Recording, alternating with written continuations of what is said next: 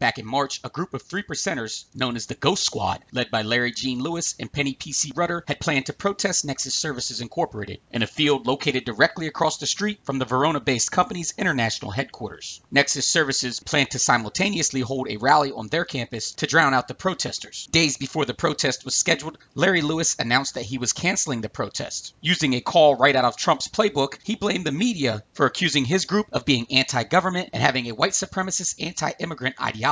So like the current White House occupant, Lewis claimed to be a victim of the big bad liberal media. Fast forward and here we are 3 months later, and Larry Gene Lewis and his fellow 3%ers have a protest against Nexus Services planned. The protest is scheduled to take place tomorrow from 11 a.m. to 2 p.m. at the Augusta County Government Center in Verona, Virginia. It is still unclear to Breaking Through exactly what policy or business practice of Nexus's that Lewis and his group are protesting. In the past, Penny P.C. Rudder claimed that it was because Nexus was taking charity money to build armed compounds across the country and had thousands of free houses for illegal immigrants. Those claims were 100% false. So now Lewis is claiming he is protesting Nexus because his group believes that if someone wants to come to this country, they should take steps to do it legally. Speaking to a local newspaper last month, Lewis said, "The Constitution that we abide by is still the law of this land that we love." Well, Larry Lewis, the laws of this land are what allows Nexus Services subsidiary Libre by Nexus to offer services to those that come here to this country illegally to get out of detention while awaiting their court hearings. Nexus is not bringing people into the country illegally. So Breaking Through is still confused as to what Lewis and the 3%ers are protesting, and it appears as though they themselves don't have a full grasp on what they are protesting. What we do know is that the Southern Poverty Law Center has labeled the 3%ers as an anti-government group and has cited examples of racial targeting by some members of the 3%ers. To that same local newspaper, Nexus Services President and CEO Mike Donovan said this: "Nexus will stand against white supremacists